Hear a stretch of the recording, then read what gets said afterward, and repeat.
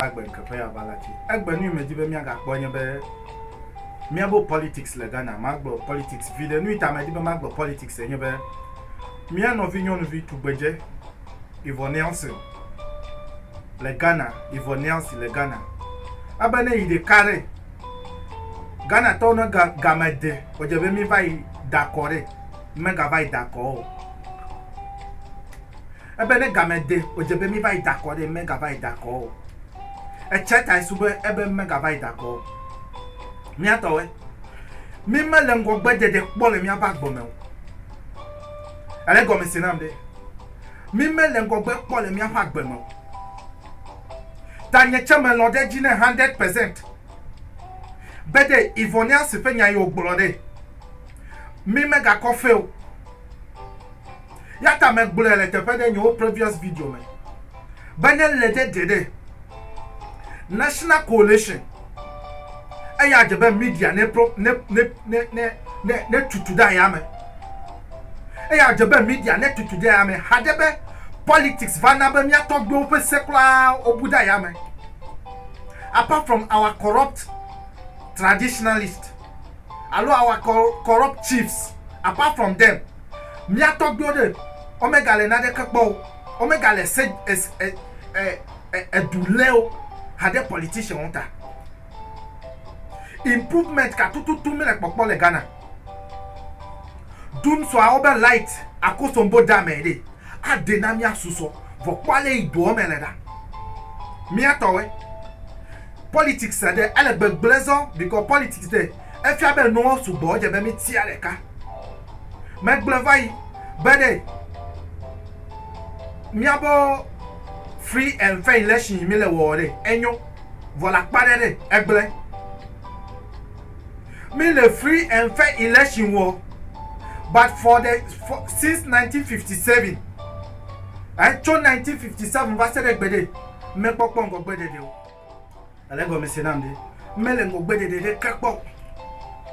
Me le ngo gbede de kekpo. Ya MPP ava duga ajo, NDC ava be ya vale, mate wan le o. Ale wa no nya troto me wa kweko politics. E ga buda ya me. Ghana ga abuda ayame. Alego mesenam ni Ghana ga abuda ayame. Demi le ngogbe di alo mi le megbeva. Yvonne Nelson le gbogbo bere. Ne mi kplo NDC plan pipi do de ma kpo gongbe de. Ta ma diba me sa me le da si de mene. Ni me diba mi awo fifilare. National Coalition de ya me diba mi awo fifila. Na mi ato da si e me. Ye manyale nya awe. Vodanka William le gbogbo bere. Ne ya amesi ame adasi mere anango gbede de mi. Mi tasi MPP NDC per election. Mele ngo gbede de po. Ale go mesiramde. Ame ya vava gloto, ame bubu vava gloto. Big promises, what promise we abele o promise we heaven. Ale go mesiramde. Abele o promise we heaven. Ya le he ame le fokpe le didi place tutube ya ba ire heaven. Mi atowe agbeme bobo mi ape politician we fifila na nyema aka hacho de do le mi ajira na yovo bom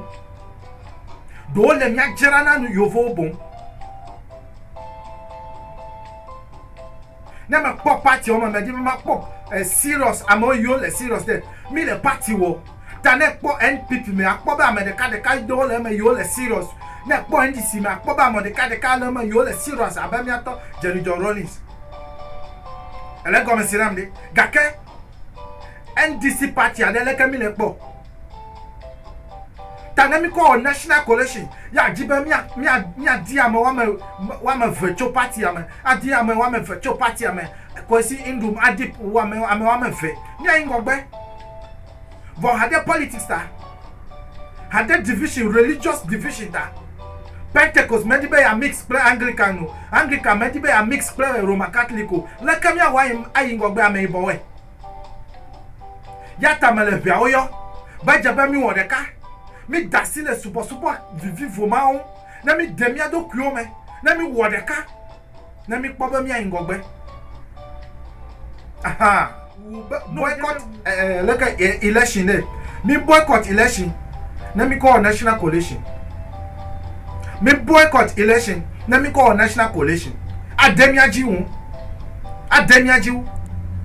nous soyons me dibe mag dans les politics moi nous soyons me dibe mag dans les politics de e ya nwa because na me come here for so called dada anigba cho 1957 va se degbe yi Ghana ho freedom alors ho do kwisi no cho le yovo si mi abo colonial masters wede o gale mi aji du va se degbe na me debe me ka atwa mi ene dova o gale mi aji du no ka Prince William va le Ghana ncho Prince Charles no ka va le Ghana ncho na mi kwa e ma kwa da de no ka tutu America to le didi Africa le didi le Ghana va se degbe o gale mi aji du ya nyebe wa va twa mi le Ghana ako ide America ava refine ya aga tre kofa na mi afi mi akpa mi aza tamele nwa na mi awosi gbata mi ene chani me na mi so that our generation will come and drill the oil but now we have sold our soul out only sikaku chogbedegbe Gold Coast ya le Ghana yo vokpale ya dukumira amonga le nu so latigome. Shame unto you. Shame unto our politicians. Shame we say. Shame unto you. Fiafitowe. Yata maga blabre. If nami dibe mi aklomia be politician amede. Mina no swele no gopo. Nami kwa mena na no duty da. Nami kwa mena na no duty da. Wakole mi afile mi ajira because of selfish interest. Mi adenyi gba lolola enu onye wakwasia. Mi atogbi ocho ope agbegbede ka we nami edonye kliwo haji be mi awo mi atosinu are nenene woele mi atosinu are nenene woele tawo ko enye be nye mepopo nyo 10% o nye mepopo nyo 10% o me ho 10% o me ho nu ewolia ele nu ewolia khode wo kotokume dasi duon. How patriotic are we? Aya yina Africa topete, yina Ghana topete. How patriotic are we? Fifi la le suku home, hewa fia patriotism over le solime fia. Miabo hayomi jina. Ako kafu mia dedukowe. Ako kafu Ephraim Amu.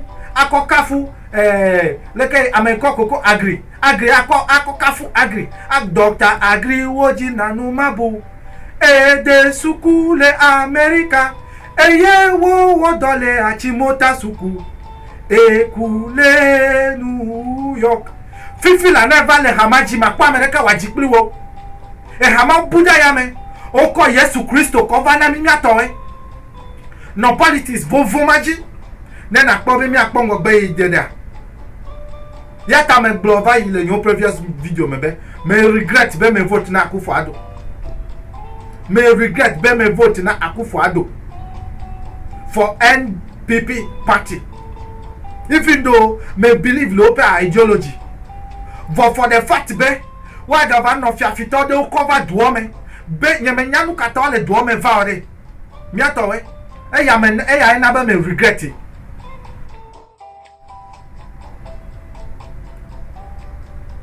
Mi atowe ejebe micho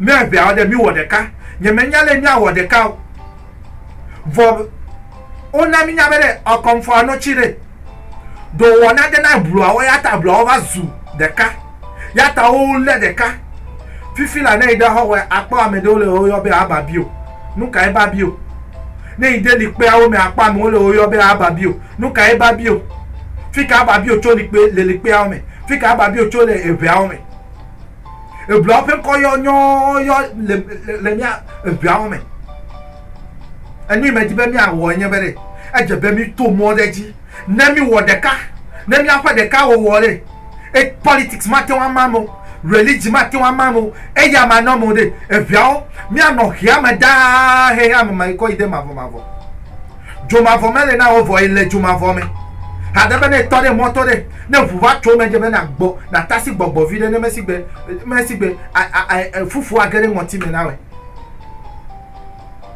light yo je me afete mi sade one no me politician one no generator san vai ponu le jojole Nigeria da Now, one on Nigeria, excuse me, one on Nigeria has a vivid HB, you have generator. If no, you cannot survive. Joma for Miami, le Fmal Africa. Okay, Egbe Madibe, Enya Ilasinyama, Ema Ponu Subo, Swe Ilema, Minami Doto, Enya Ivonel Siplo, Ademiaji. Aha, mi busu strong. If it is possible, let us boycott it. Let us boycott the election. Aha. No politician no nyabere. Mi abo susu le do. No politician mi nyabere. Me hear people who are patriotic to the nation, who are patriotic to Africa. Well, ekbe metibe ma dogbe na medewe. Me dogbe na tonyewe le Beni. Ameyo le pharmacie menoten. Aha, pharmacie menoten. Me dogbe na mi le fuma. Tonyeyo le Bodje Saint-Thomas, Bodje Saint-Thomas, me dogbe na mi apete. Na me jole fuma ma va Togo. Aha, professeur na me dogbe na we. Me dogbe na we. Wele amedo. Gafianu na fianu chome. Fianu na fianu va Ghana me. Me Ghana Togo de onye me pose nko wele Ghana mo. Jagba na va Ghana mache. Na me jole fuma la ma dogbe na mi ato. For Nyasimbe. For Nyasimbe me dogbe na we. Me dogbe na we. Me bianke ke pejo penyo na we. Na me jola ma va Ghana me. Inye nyo du mezo. Duncan William me dogbe na we. Archbishop Duncan William me dogbe na we. Me bia epe apejo gbenyo na we. Me bianke ke apejo gbenyo na we. Besi agbe enye nkeke bubu. Na me jole jila me ide. Miato gbega amuzu le nugukpo me dogbe na we. Me bianke ke apejo gbenyo na we. Bia do dagbe na me siame. Na me jole fumala. Ole mi afoga, mi atogbega. Yo le ebruaome. Be akonfu anochi. Togbe kedidakpo. Me dogbe na we. Na dore ne gase nyatepe ne dinyo de. Ne mi atanwi de. Mi na nyatepe mi nyemenya o. Ame yo le fake de mi dewoda. Ne nyatepe to no dunami. Aha.